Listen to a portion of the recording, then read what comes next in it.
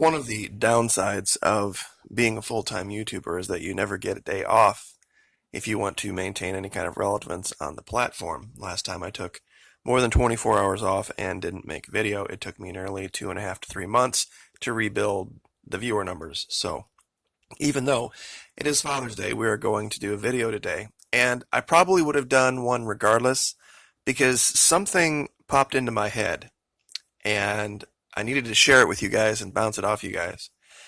This story about San Antonio, the importing of all of these French Congolese, and the city needing volunteers to come help because there weren't enough French speakers. It got me thinking. You know, San Antonio is right here. But there's a place not very far away where there's all sorts of French speakers. And I mean lots of them. Right next to it. Louisiana. And it kind of got me thinking, how easy would it be for one of these French Congolese to go missing, to disappear into the French Quarter in New Orleans and not seem even remotely out of place? I'm sure they'd probably be homeless, which wouldn't stick out like a sore thumb at all. They would just blend in, maybe have a little bit of a sneeze or a cough, and nobody would think anything of it, because it's allergy season. Now you'd have to ask yourself a question, well, Maki, how would they get here?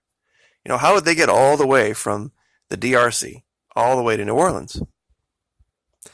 Well, this is a map of all of the different pirate attacks that have happened off the coast, and coast of Africa. You would have to ask yourself a question, well, what are they trying to get? What's their goal? Of course, it's to seize goods and seize crews and hold them for hostage and hold them for ransom, but some of them want to just get out of Africa. And they stow away aboard oil tankers and cargo ships destined for the United States. Or they bribe their way on, one of the two. And with a giant port down there in New Orleans, stepping right off the boat into a bunch of French speakers, be a piece of cake to get someone here aboard one of these ships. See, because there's this thing that happened. A lot of people would say, well, we supply all of our own oil. We've debunked that. We are the number one producer of oil in the world, but we're also the number two importer of oil in the world. That's how much oil we use compared to everyone else.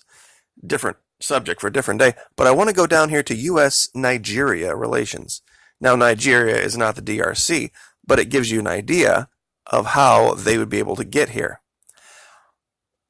Bilateral economic relations. We'll start up here in April of 2018. See if we can zoom in here.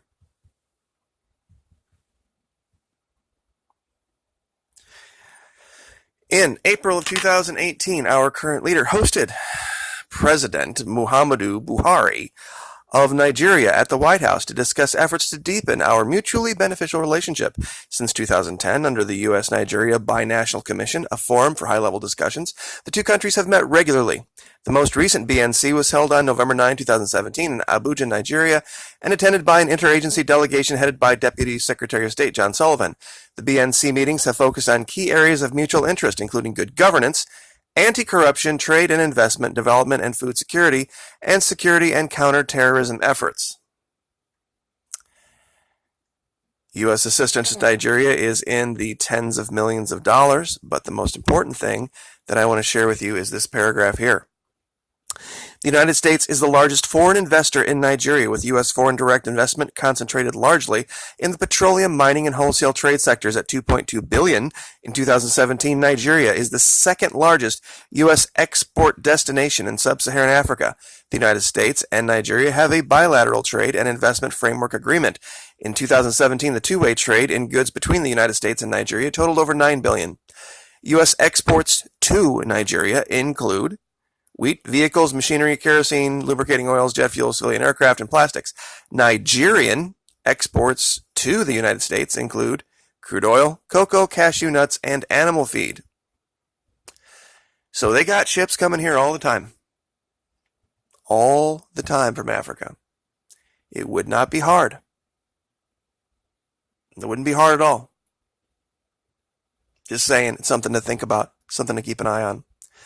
But in the spirit of Father's Day, I would like to make a couple of analogies from things that we've covered here at the channel to maybe how Dad would react to certain things. Now, those of you out there who have siblings know that moms and dads react to fights very differently. Dads usually make you settle it yourselves. Moms will sometimes like to play the benevolent dictator more often than Dad and settle everything for you, whereas Dad will say, you know what, you need to settle it yourself. You got to figure it out between yourself, and usually one way or the other, things get fixed and life goes on. That's pretty much the idea of states' rights. There could have been an argument many years ago that we absolutely had to have a Washington, D.C. mom and dad to settle everything, all of our little disputes, the differences between California and Alabama. You know, I think we've grown out of that. I don't think we need the mommy Democrats, daddy Republicans anymore. I think we can stand on our own. I think it's time to. Now, there's another concept that dads are involved in, and that's bullying. Now, when I was a kid, how bullies were dealt with was very different than modern day teachings. We were taught you walk up to him, you haul off, and you punch him in the nose as hard as you can. Bullies don't like resistance. They don't like anybody fighting back, and they'll usually, being the cowards they are, run away and find someone else to bully. Now, we all want, Dad to go to school and beat up our bullies for us, but that never really happens. If they're good dads, they teach you to stand up for yourself. And no better example can we see than Venezuela standing up to the bully of Washington, D.C. Every time they threatened all options are on the table, every time they tried to force aid in, they tried to do coups, they stood up and they said, we're not going to take it. And we're going to punch you right in the mouth. It might be the only punch we get, but we're going to take it. And most recently, and I mean, this is just a couple days ago, that Lindsey Graham, is now whining like the petulant bully they are. We need to invade somebody just to show everyone else that we're serious. And usually when the bully gets punched in the mouth and gets a bloody nose, all of his friends laugh at him. And that's what's happening right now. See, we're a bully nation. We have a leader that's a bully, and he's hired a bunch of bullies to work for him. I would like anybody to sit here and tell me that these four men cannot be described as anything other than bullies, than cowards and petulant little children. You have these four, and you have these four. And when they didn't get their way, they threw a tantrum. And that's why I made this meme. Because when random guy named Juan, supposedly the president of everybody, went to Norway said, look, you ain't nobody. You're not the elected anything. You're the leader of an opposition group. And that's how you're going to be treated. And they, took their ball and stormed out of there and cried and whined and left. Now, here is the part of the channel that I would like to throw some light on. Since the beginning of this channel, there's been basically 6 major topics. In the upper left, we have the Fitzgerald issue. In the upper right, the invasion of Venezuela. For a while, we looked at the issues in Antarctica, and then we also trained psychological operations. The lower left, we have states' rights, and now finally here in the lower right, we have this issue with Ebola and other diseases running rampant over the planet. Whether I was right or wrong about any of the first 5, life goes on. We tried to stand up for the sailors in the issue with the Fitzgerald, but, if you still think that it's just the Obama Navy, life goes on. Even with the situation in Venezuela, if you want to really truly believe that that man is actually a dictator, when he's not, life goes on. Same thing with Antarctica. Whether they're all just shadows in the snow or evidence of a civilization, life goes on. Psychological operations and states' rights, the same thing. If I'm wrong about the situation with Ebola, what's the worst that could happen? Maybe you stay home a few more nights than what you would have. You buy some hand sanitizer, gloves, and masks. Because that's really all this channel has ever alleged should be the reaction. When you go out and you've got to touch things that are public things that other people have touched, have some gloves. Wear some masks in public places. Have some hand sanitizer, and maybe not travel as much. Maybe have a few more movie nights at home. I don't know a dad on the face of the earth that would think that that is unreasonable. Because pretty much that's all dads ever say. Be safe. Be safe. Why don't you stay home tonight? We'll pop some popcorn. Why? We'll have a game night, or we'll watch something on Netflix or Hulu or something. That's dad thing.